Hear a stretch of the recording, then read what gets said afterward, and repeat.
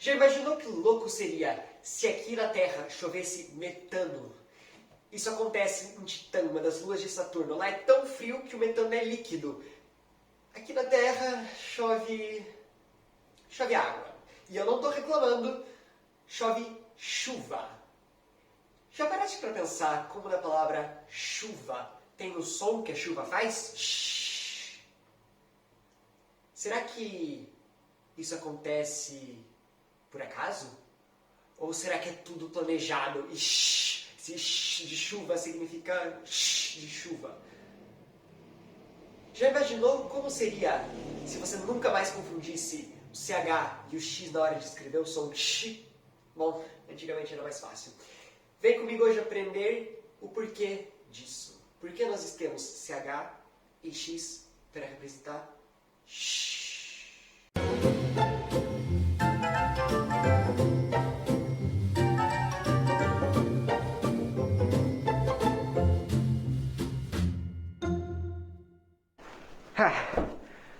Vamos começar com não.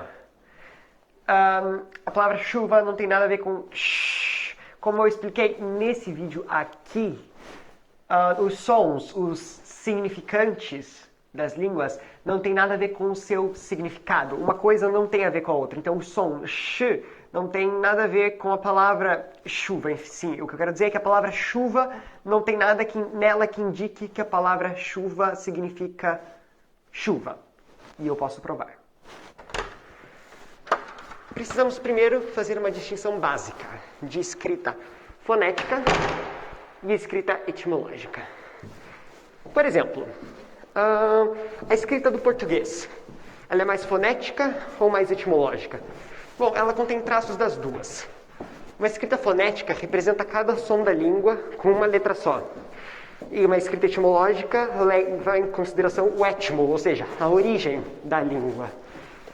Basicamente, a escrita do português é um pouco dos dois. Ela, por partes, preserva todos os sons, ou representa os sons, e, em partes, leva em consideração o etmo. Por isso, nós temos duas letras que fazem som S. Nós temos o C e o S.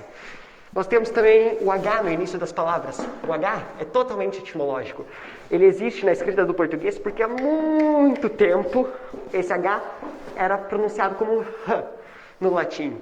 Então, é basicamente essa a diferença entre escrita fonética e escrita etimológica. Bom, agora se puderem me acompanhar, por favor.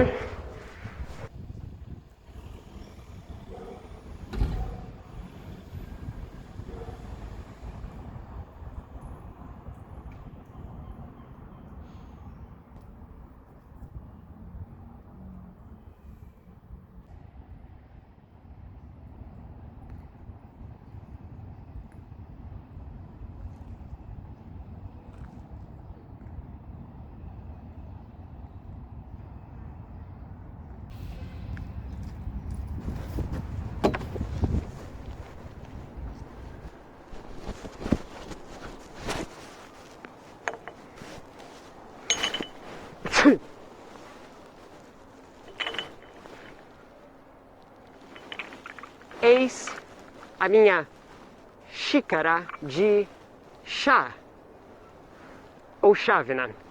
Note que um desses elementos é escrito com CH, chá, e o outro com X, xícara. Por quê? Eu pergunto. E eu respondo, etimologia horas.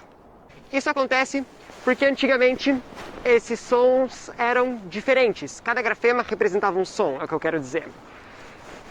Quer uma prova disso?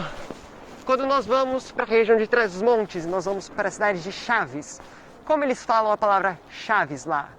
Eles dizem Chaves. Quando eu vou para Galiza, por exemplo, como é esse verbo chamar? Chamar. Isso acontece porque esse som ch era o som que originalmente era representado com CH em toda a área que falava galego-português, enquanto o ch era representado com um x. E basicamente isso significa que todos os outros dialetos de português, exceto os dessa região e da Galiza, transformaram o ch em ch, gerando então a pronúncia de ch para o ch. Agora vamos mais a fundo. Vamos falar de etimologia. De onde vieram esses sons? Bom, nós temos 3 formas do latim que viraram galego-português ch. Nós temos esse cl, fl e pl. Nós tivemos de clamare, chamar, posteriormente chamar. Flamam, depois chama, que virou chama. E plenum, que virou cheo, que virou cheio.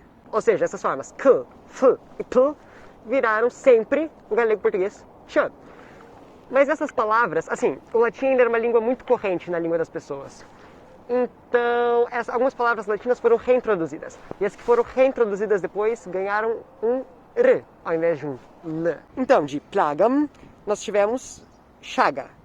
Mas, com a palavra plagam reintroduzida depois no vocabulário galego-português, nós tivemos posterior praga. Platus, nós tivemos chato. E depois, posteriormente, reintroduzida como prato.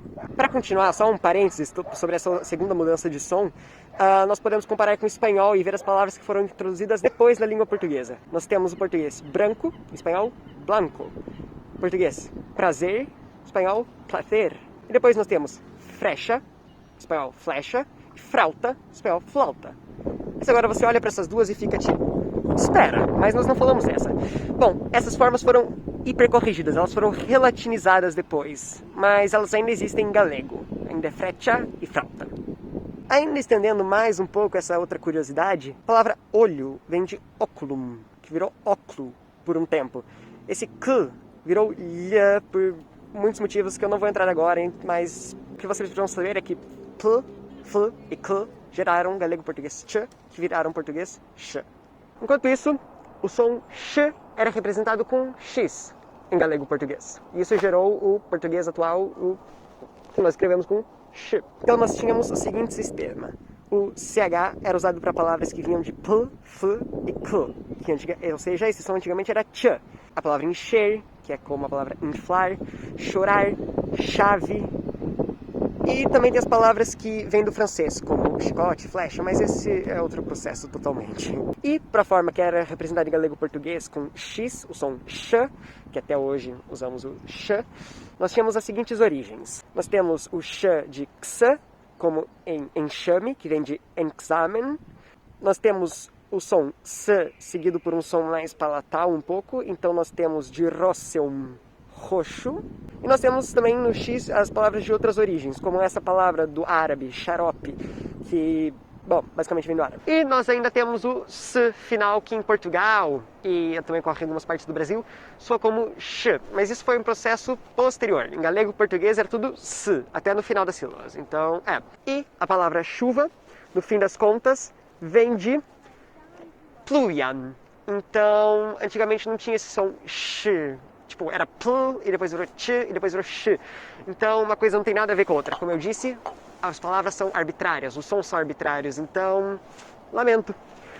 E, se não fores inscrito, inscreve-te aqui no canal. Curti esse vídeo, todos vocês, curtam. Sigam o Alomorph nas redes sociais e no grupo oficial do Alomorph no Facebook. Comenta aí embaixo qualquer coisa. Será que eu estou esquecendo de alguma coisa? Não. Então, como sempre, salve!